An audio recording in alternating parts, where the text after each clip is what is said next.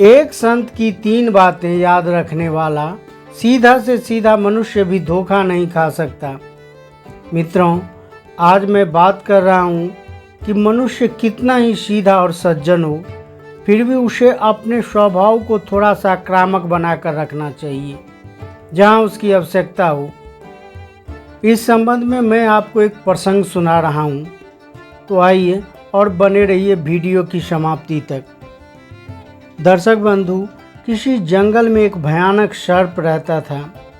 उसके आतंक के कारण कोई भी वहाँ से नहीं गुजरता था। एक दिन एक महात्मा जी उसी रास्ते से जा रहे थे जिस रास्ते में वह सर्प रहता था।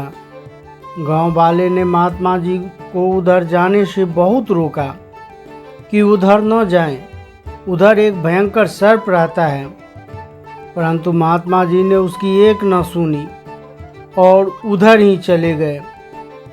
उधर जैसे ही सर्प ने देखा कि उसकी तरफ एक महात्मा आ रहा है, तो वह महात्मा जी को काटने के लिए दौड़ा, परंतु महात्मा जी ने अपने योग बल से उसे रोक दिया। अब वह सर्प न आगे बढ़ पा रहा था और न पीछे।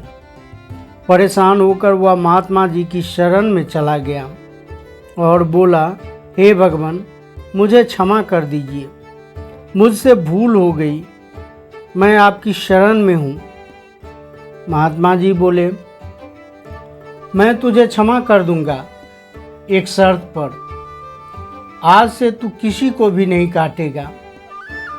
दर्शक बंधु, महात्मा जी की शर्त उस सर्प ने स्वीकार कर लिया। उसके बाद महात्मा जी वहाँ से चले गए। उस दिन के बाद से सर्प ने लोगों को काटना छोड़ दिया। अब वह सर्प किसी को भी नहीं काटता था। अब वह जैसे ही लोगों को पता चला कि सर्प ने काटना छोड़ दिया है, तो सब उस जंगल के रास्ते से आने जाने लगे। वह रास्ता फिर से खुल गया था। सर्प लोगों को देखकर मार्ग से हट जाता था। अब तो चरवाहे लड़के अपने पशुओं को चराने के लिए वहां आने लगे। वे सर्प को भागते देखकर उस पर पत्थर मारने लगे। बेचारा सर्प भागकर बिल में चला जाता था। वह सर्प मार खाते खाते बहुत दुबला और घायल हो चुका था। धीरे धीरे काफ़ी समय बीत गया। एक दिन महात्मा जी फिर से उसी रास्ते से जा रहे थे। महात्मा जी को देखकर सर्प ने उन्हें प्रणाम किया। वह अपनी सारी व्यथा महात्मा जी को बताई। महात्मा जी कहने लगे, इसलिए तुम कमज़ोर हो गए हो। अरे मूर्ख, मैंने तुझे काटने के लिए मना किया था, फुफकारने के लिए नहीं। कहते हैं सर्प भी यदि जहरीला न हो तो भी उसे जहरीला होने का नाटक करते रहना चाहिए, इसी में उसकी भलाई होती है।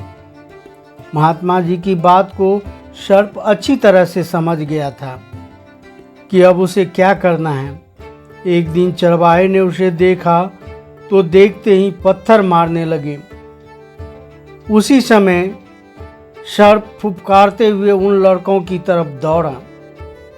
सर्प को इस तरह फुफकारते हुए देखकर वे लड़के डर के मारे भागने लगे और उस दिन के बाद किसी ने उसे पत्थर नहीं मारा और सर्प सुखपूर्वक रहने लगा।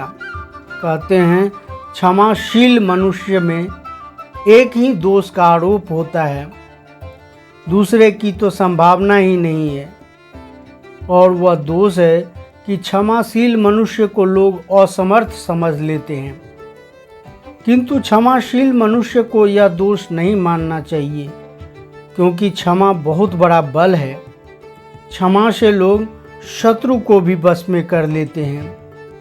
दूसरी बात, जैसे बिल में रहने वाले मेढकों को सर्प खा जाता है, उसी प्रकार शत्रु से विरोध न करने वाले को और प्रदेश का सेवन न करने वाले ब्राह्मण को ये पृथ्वी खा जाती है।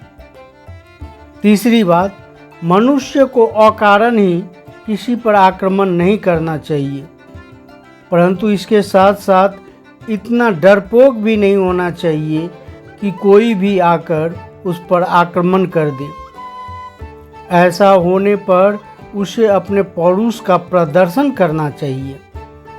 इस प्रकार वह बिना हिंसा का सहारा लिए अपना अस्तित्व बनाए रख सकता है।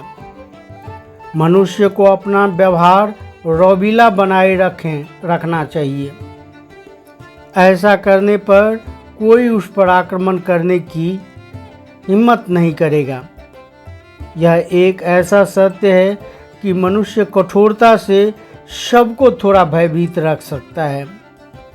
जैसे अपने नर्म स्वभाव के चलते केचुए मछली पकड़ने के लिए कांटे में फंसा दिए जाते हैं, पर सर्प नहीं। जैसे बकरे को उसके सीधे साधे स्वभाव के चलते लोग काट कर खा जाते हैं, पर शेर को नहीं।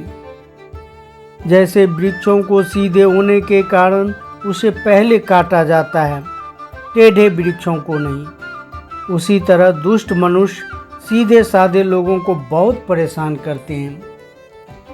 इसीलिए मित्रों, मनुष्य चाहे कितना ही सीधा और सज्जन हो, उसे अपने स्वभाव को थोड़ा आक्रामक बनाकर रखना चाहिए।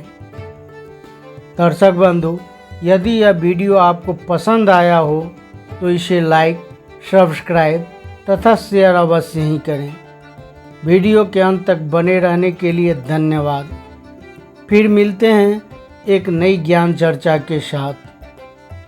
तब तक के लिए जय हिंद, जय भारत।